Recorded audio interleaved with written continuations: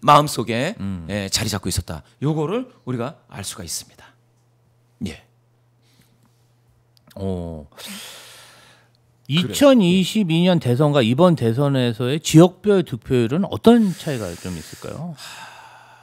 이거를 말씀드리면 약간 조금 애매한데요. 네.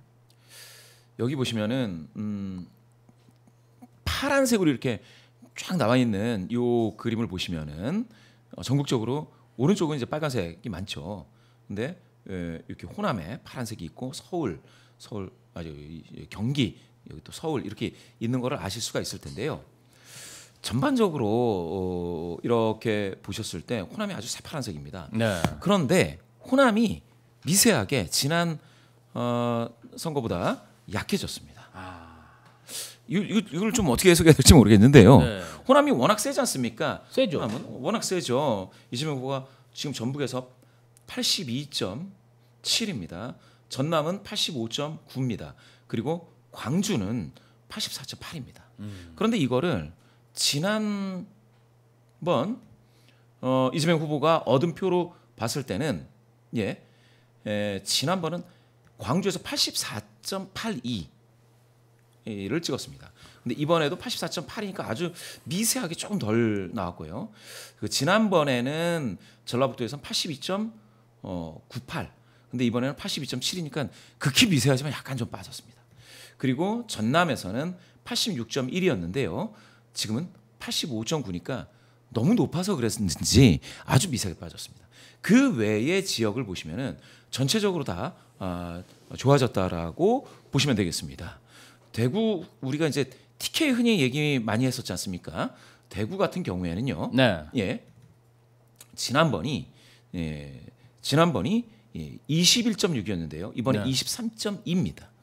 물론 전반적으로 봤을 때 김문수 후보가 67.6이니까 네. 대구 같은 경우에는 이렇게 빨간색으로 표시가 되는데 그렇지만 지난번 대비해서는 약 한 1.6%포인트 더 많아졌다. 이렇게 생각을 하시면 되겠습니다.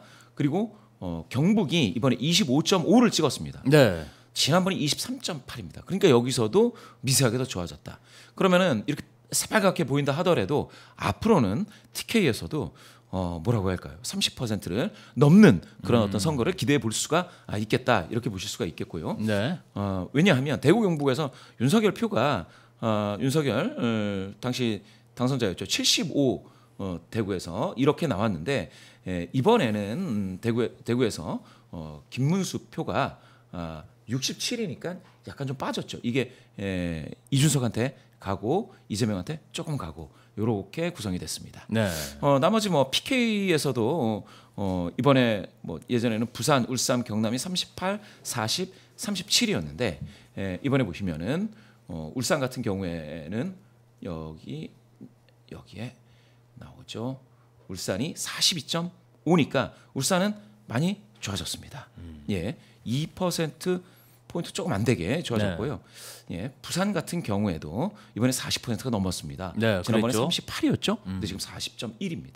그러니까 뭔가 영남 지역에서 드라마틱하게 득표율이 오른 게 아니라 다 조금씩 오른 결과가 모여서 그렇습니다. 지난번보다 높은 득표율을 기록했다. 이렇게 봐야 되군요. 그렇습니다. 그리고 시군구로 봤을 때는 김해라든지 거제라든지 이런 쪽은 좀 괜찮습니다. 네. 그런 의미에서 또 울산에 여기가 이제 북구죠. 북구 쪽이라든지 이쪽은 좀 괜찮습니다. 그래서 여기에는 아마 지방선거 때 이 거제는 지난 보궐선거 때에도 민주당 후보가 큰 격차로 이겼습니다. 그런 걸 따진다면 이제는 뭐라고 해야 될까요? 앞으로는 몇몇 그 경남 지역에서는 조금 더 힘을 내볼 수 있지 않을까 하는 정도로 보셔야 될 것 같습니다. 근데 사실 어떻게 보면은 지난 총선 때도 영남이 좀 보수당으로 결집하는 양상을 보였고 또 수도권에서 강남이나 용산 등이 보수로 결집하는 그런 모습을 보였고 경기도에서도 분당이라든지 또 이런 지역들이 보수 지지를 해서 총선 때 여론조사나 선거 전문가들이 예측하지 못하는 우리가 민주당이 이겼을 거라고 생각한 곳에서 패배하는 그런 이변 현상이 일어났는데 예. 제 느낌으로는 지난 총선보다는 아니지만 영남에서의 성적이 지난 여론조사나 선거 기간 동안 여론조사나 조금 민주당의 기대만큼은 좀 나오지 않지 않았나 이런 그렇습니다. 생각이 좀 듭니다.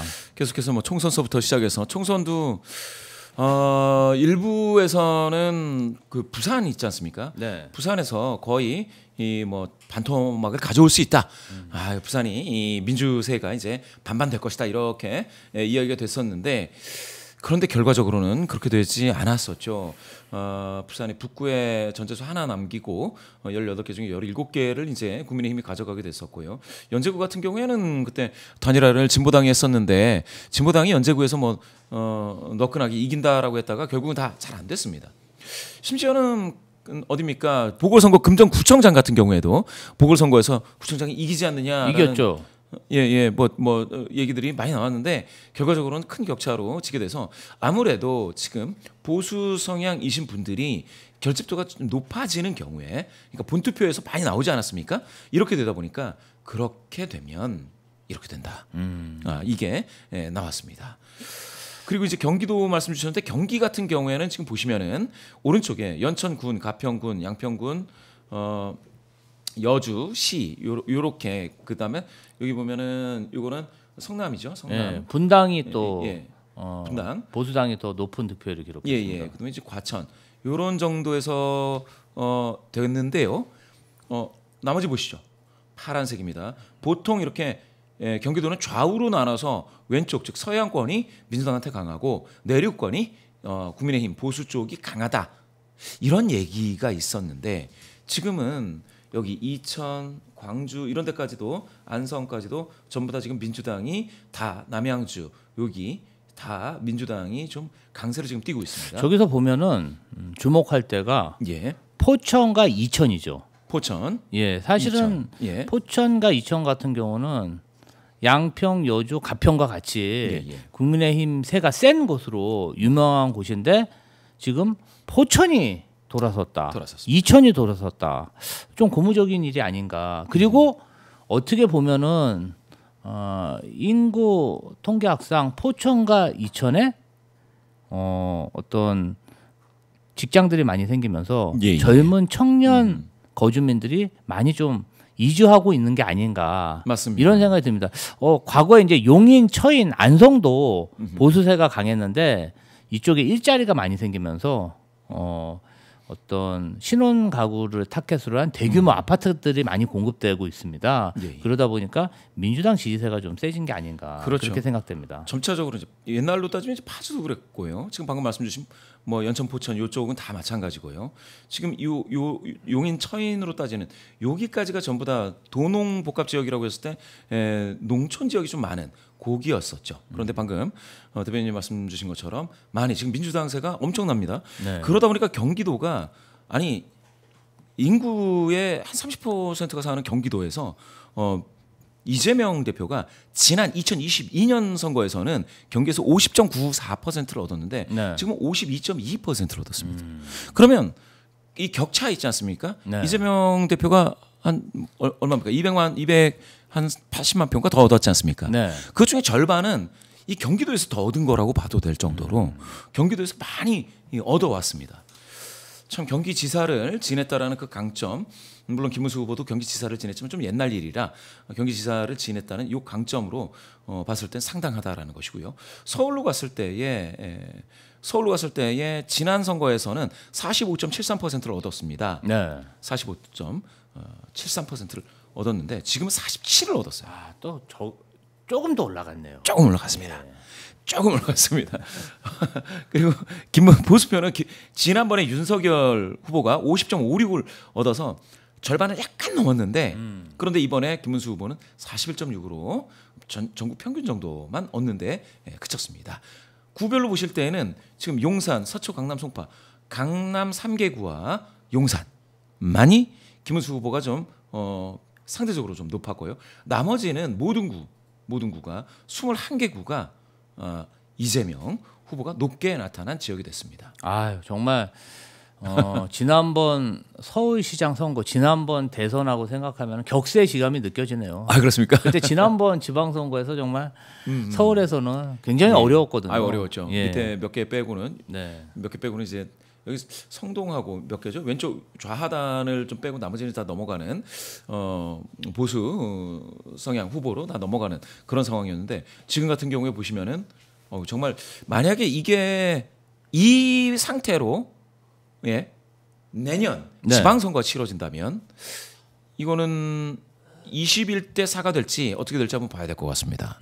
예, 지금 아주 그냥 지금 여기 서대문 구청장도 그렇고 전부 다 저 보수 성향 그 그렇죠. 국민의힘 구청장으로 지금 많이 바뀌어 있는데 지금 표 자체는 이재명 후보가 47.1로 절반에 가깝게 지금 이제 수도권에 있는 국민의힘 지자체 장들이 예. 이번 선거 결과를 보고 잡을안석일 것 같습니다.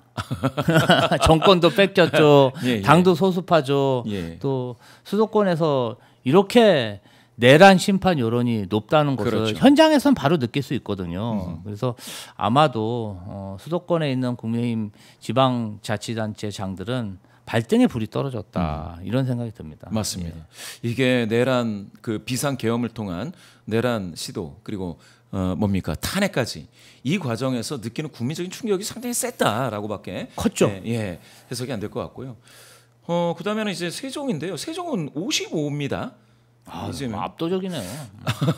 이거 어떻게 이해해야 될지 모르겠는데 지난 선거는 51.91이었는데 55.6인데 이 정도 되면은 뭐 김문수 후보가 33.2니까 방금 말씀하셨던 그 내란 심판 그 여론이 세종에서 더 강하게 나타났다 이렇게 봐요. 그게 이제 그런 게 있어요. 예. 세종시가 사실은 공직자들과 공직자 가족들이 많이 사는 도시 아니겠습니까? 그런데 그 공직자들하고 좀 얘기를 해보면 윤석열 정권상 너무 힘들었다고 하더라고요. 그 비토 정서가 저변에 깔려 있고 김문수 후보 같은 경우는 경기도지사 시절에 그렇게 또 공직자들을 많이 꾸짖고 혼내고 그러니까 8년을 도지사로 재임했는데 공무원들이 너무 힘들었다고 하더라고요. 너무 뭐라 그런다. 혼을 낸다. 그래서 제가 이제 이재명 경기도지사 시절에 비서관으로 근무할 때 김문수 후보 때의 그런 어떤 어려움을 굉장히 많이 토로하더라고요. 그러니까 좀 지난 후인데도 그렇게 많이 얘기를 하더라고요. 그래서 아마도 공직 사회에서는 김문수 후보의 비토 정서가 좀 어느 정도 퍼져 있었던 것 같습니다. 그렇군요. 그 말씀을 하시니까 기억납니다. 소방서인가 전화해서 김문수인데 늘상 그랬답니다. 늘상. 그리고